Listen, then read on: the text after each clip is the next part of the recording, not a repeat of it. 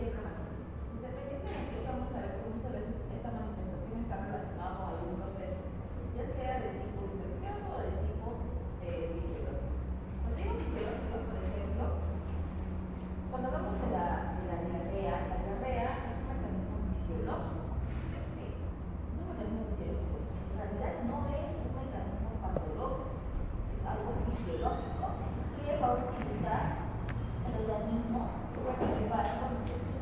para eliminar aquellos agentes que van a estar causando alguna inoxa. Otro mecanismo que es fisiológico netamente es, por ejemplo, el vómito. El vómito también es netamente fisiológico. Ahí vamos a tener una exposición sobre vómito, espero que la forma de vómito no se vaya. El vómito es... ¿Qué otra manifestación podrían ustedes recordar? De repente haber visto alguna vez a su mascota respecto a lo que es el tracto digestivo en general, desde la boca hasta el esfínter anal. ¿Alguna manifestación que hayan visto?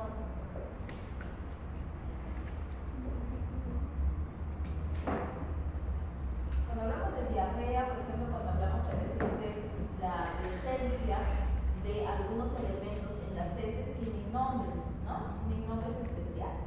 ¿Okay? Vamos a ir hablando de algunos de ellos. Por ejemplo, ¿qué significa la esteatorrea? ¿Una vez han escuchado? ¿Qué es esteatorrea? Grasa, ¿no? Grasa en las heces. ¿Okay? Esteatorrea, grasa. Entonces, si en sus casos les viene animal con esteatorrea, no sé qué cosa es. ¿Okay? ¿Qué más? Melena. ¿Qué cosa es melena? Nadie da melena de león, no. ¿Qué cosa es melena? Sangre en las heces, ¿ok? Disentería, tema de disentería.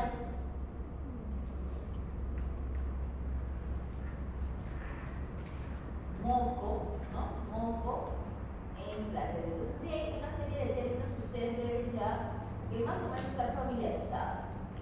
¿Qué más tenemos? Tenemos, por ejemplo, si hablamos en la boca, podemos tener una excesiva salivación. Cuando hablamos de excesiva salivación, ¿de qué estamos hablando? ¿Cómo se llama ese signo clínico? No, ¿no es el nombre?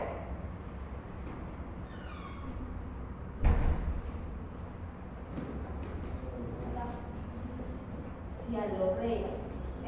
Cialorrea.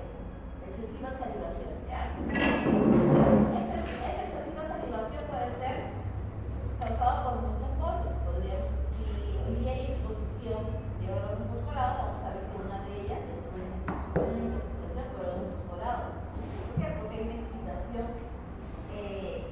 exagerada del sistema nervioso simpático y ese es el que está regulando la producción de saliva. ¿Ok? Por eso es que, por ejemplo, cuando hay también cuando se hace la anestesia, muchos de estos fármacos pueden producir esa salivación, una cialorrea, y lo que se hace es poner un puntito de atropina para detener esa saliva. ¿Okay? Son algunas manifestaciones que vamos a ver que debemos tener en cuenta si nos pasa.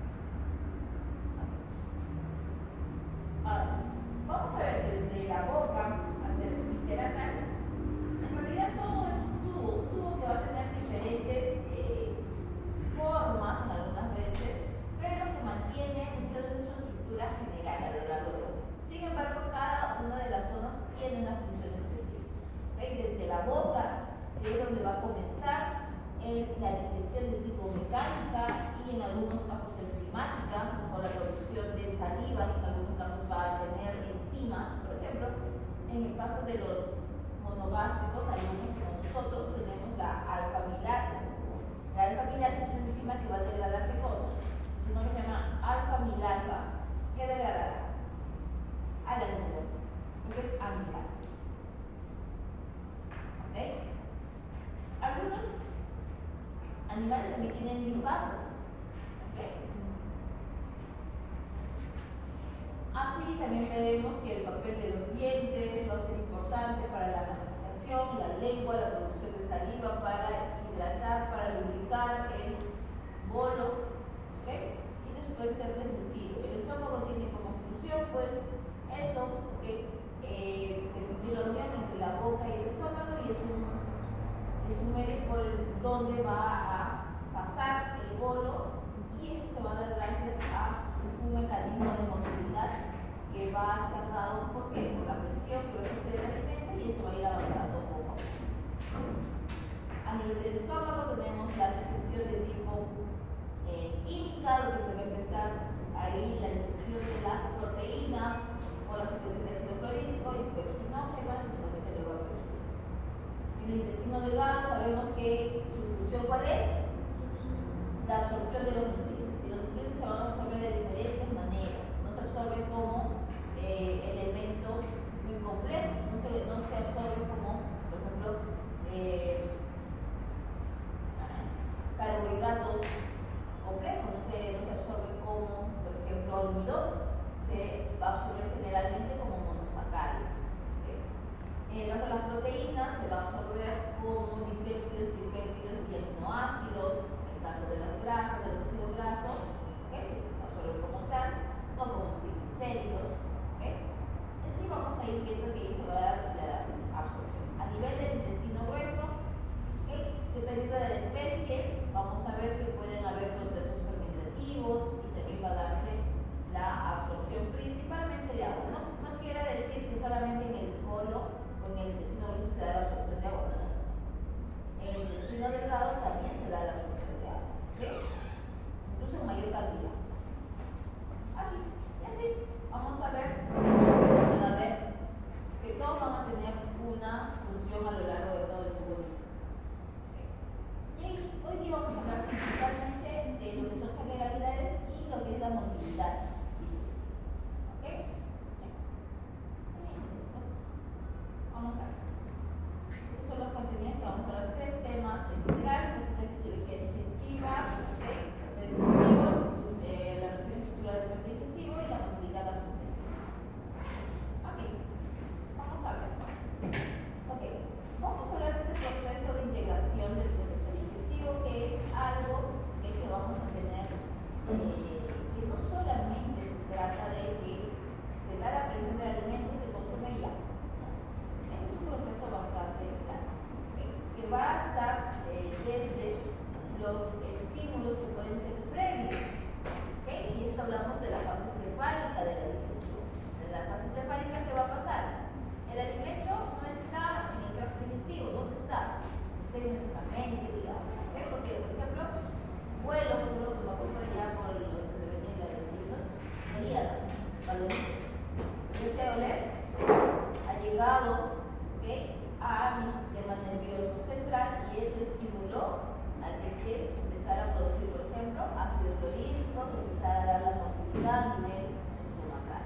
Se preparaba a mi así empieza, desde ver, oler, recordar de repente algún evento, y estos son los estímulos externos que son captados por los receptores. Recuerden, siempre tiene que haber receptores en todo. Y esto va a ser llevado a nivel del sistema nervioso central. ¿Para qué? Para que aquí empiece a liberarse sustancias. Mencionaba ácido clorhídrico. ¿Por qué? Porque empieza a secretarse, por ejemplo, la gastrina. ¿Para qué? Para que empiecen los movimientos.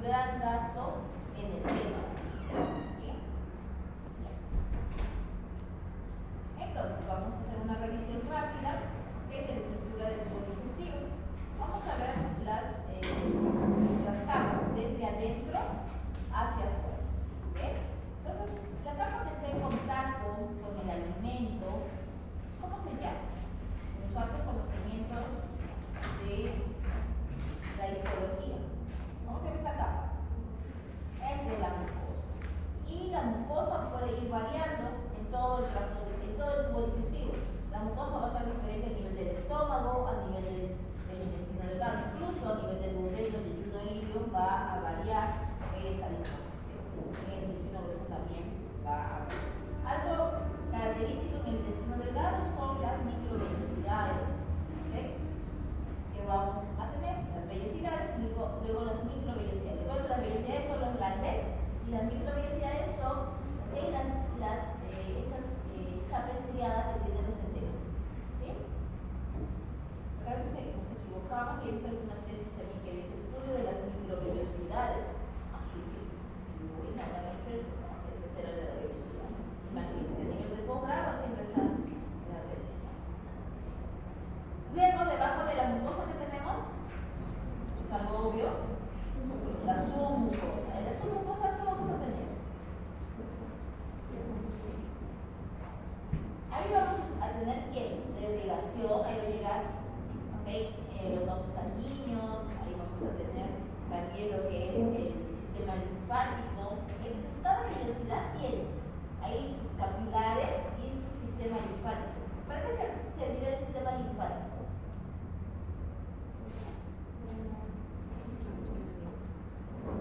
¿Para qué sirve la vida? ¿No? Para algo de servicio. ¿Se acuerdan? Esa es una exposición de su mundo de física. ¿No?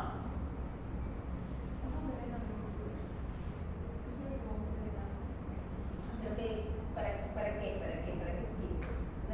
¿Por qué estará en cada vellosidad? Recuerden que por ahí es un medio de transporte de qué?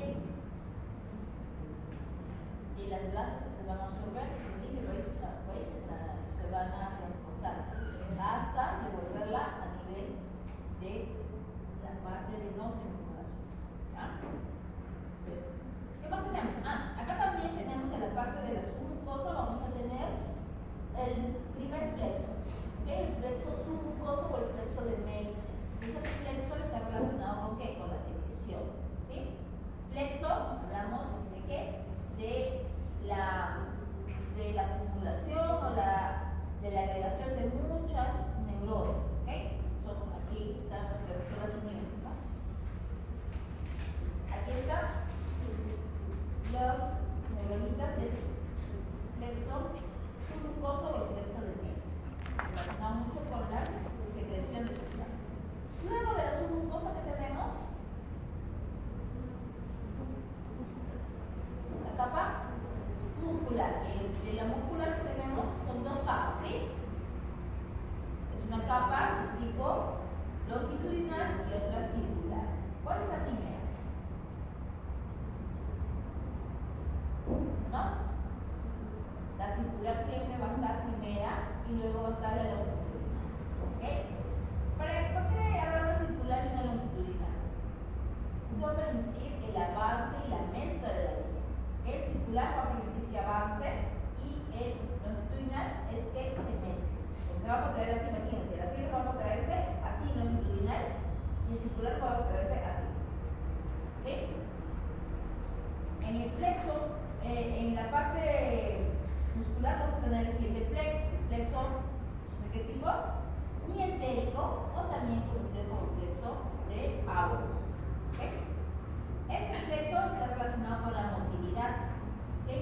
Si el anterior, el de Meissner, era secreciones, el Auerbach está relacionado con lo que es motilidad. ¿Ya? Luego de la capa muscular, ¿cómo tenemos? La feroza. ¿Okay? Esto se va a repetir en todo el tubo digestivo. En todo el tubo digestivo. Algo que hay que tener en cuenta, ¿okay? Es la diferencia de los tractos digestivos que vamos a tener en las diferentes especies. Y eso es lo difícil de repente en nuestra formación. ¿Por qué? Porque no solamente trabajamos con un solo tipo de tracto digestivo. Imagínense si usted se quiere dedicar a, no sé, a animales silvestres. Uy, ya veo. Y tienen que ponerse la fila porque en animales silvestres, ¿quiénes están? Los biólogos. encontramos a perros y gatos bañando perros, ¿ok?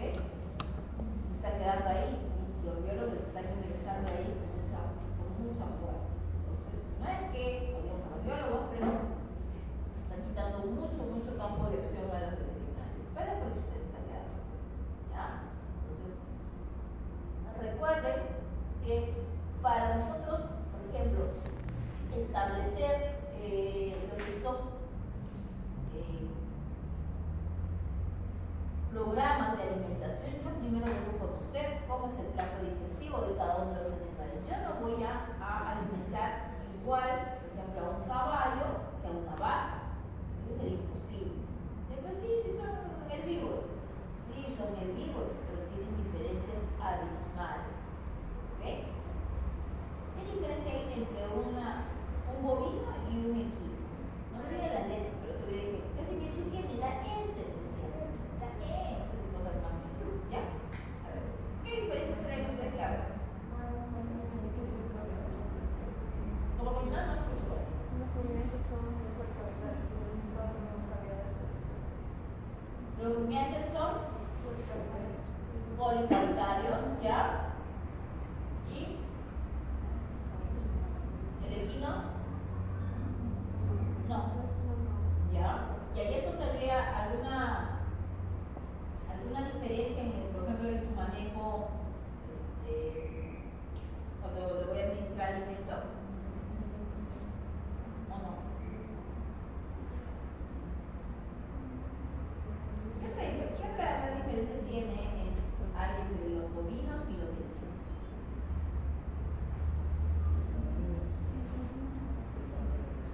Ya, el tamaño del estómago es algo también crucial. ¿Qué más tenemos respecto? De repente no han escuchado mucho, ¿no? Pero ¿qué problema principal tienen los equinos? Por ejemplo, el clásico tienen ellos, ¿no?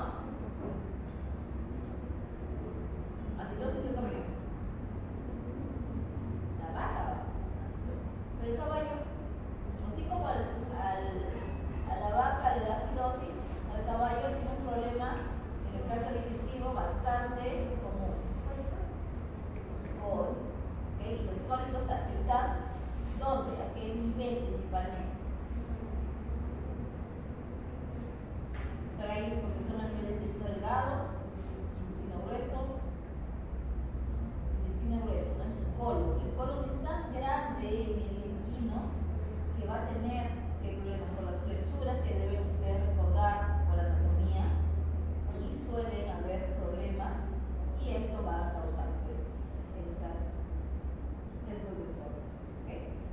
Entonces, miren, la clasificación de los tractos digestivos van a ser de diferente, pueden juntarlos de diferente manera.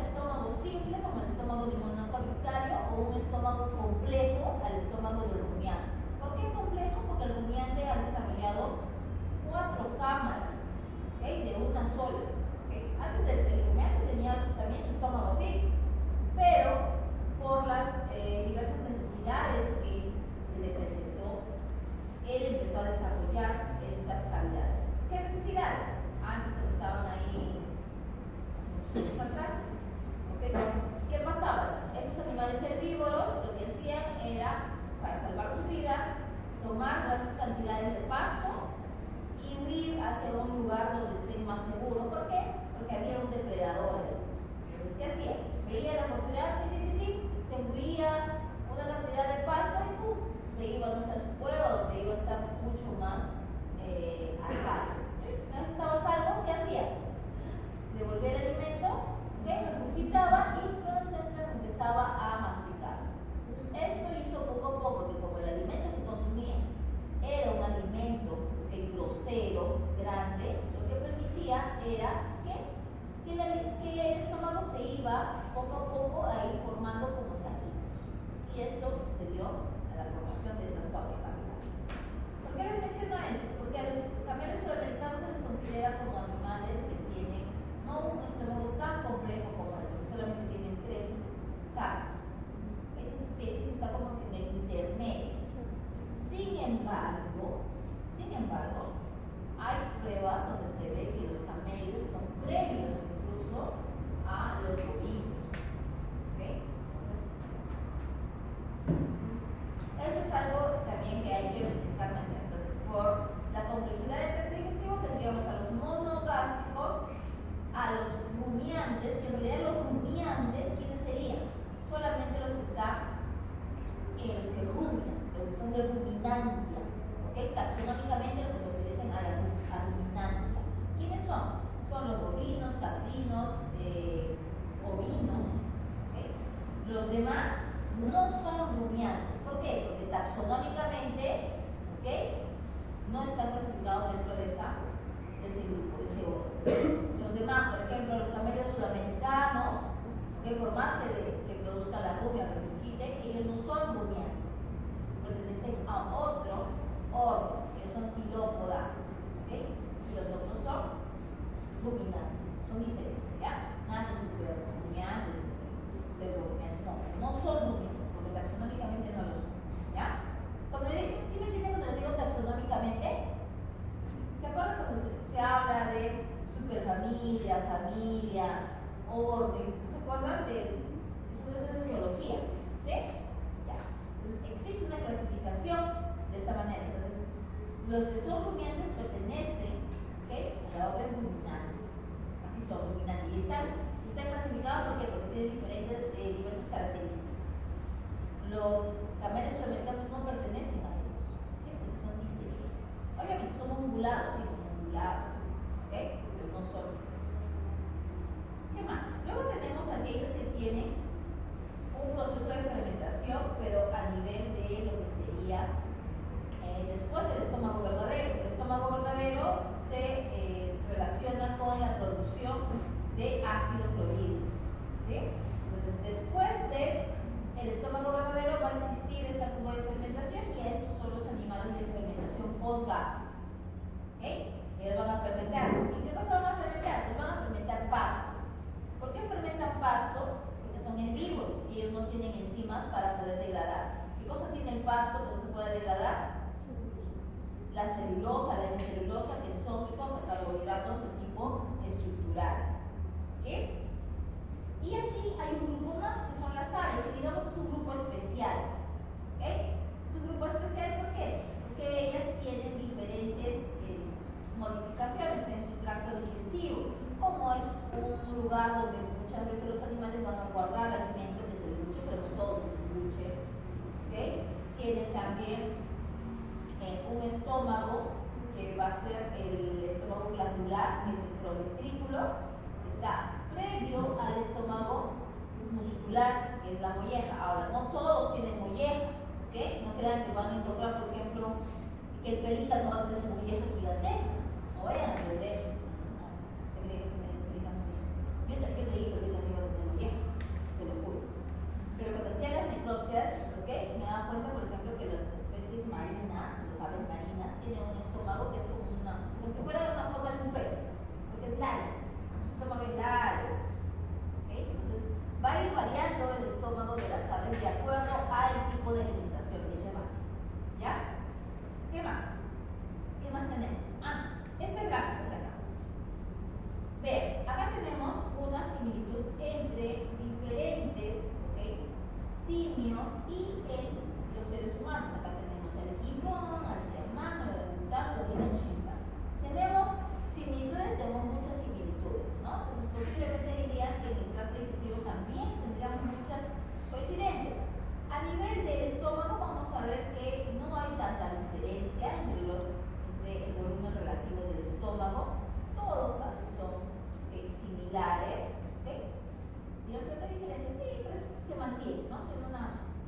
Sin embargo, ¿qué pasa a nivel del intestino delgado?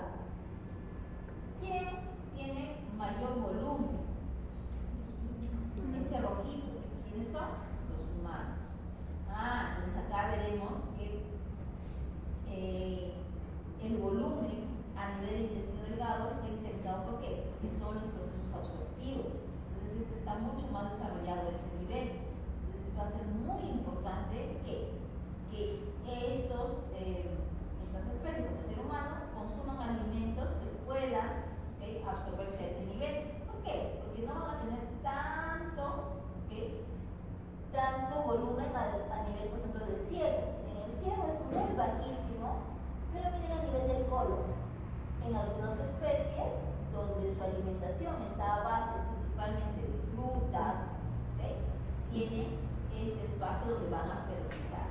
Nosotros podemos fermentar a nivel de repente del cielo, del colon, pues muy poquito, puede existir, pero es muy poco.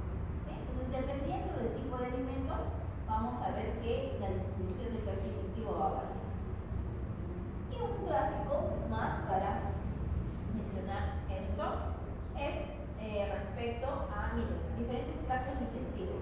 Algo que nos va a llamar la atención es las diferencias que van a haber, por ejemplo, en el intestino delgado, que habíamos dicho que estaba relacionado con la absorción de los nutrientes. Miren, ¿por qué tendrá un tracto digestivo tan cortito, por ejemplo, los peces? A diferencia, por ejemplo, de lo que es un mamífero, por ejemplo, acá del cuy. Acá es un intestino delgado, corto, y acá el intestino delgado es un poquito más grande. ¿A qué se deberá?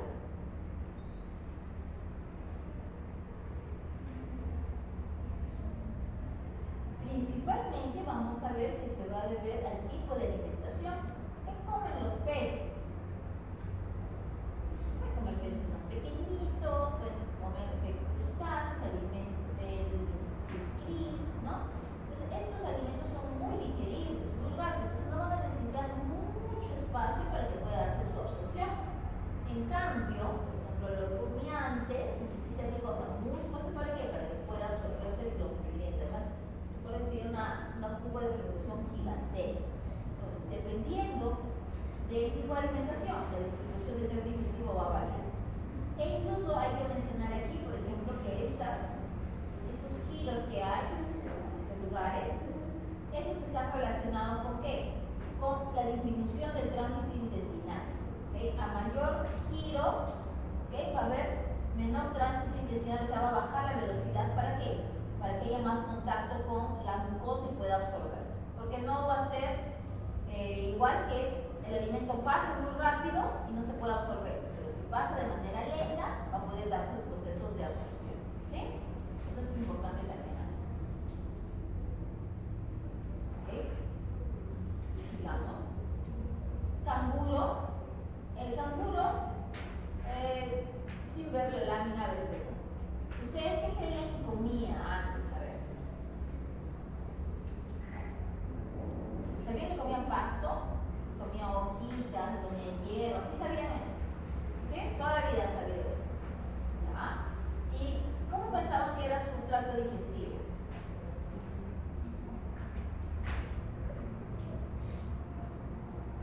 El tracto digestivo del canguro es de un animal de fermentación pregástrica, es decir, podemos decir que es similar a la función que tiene el estómago de los rumiantes.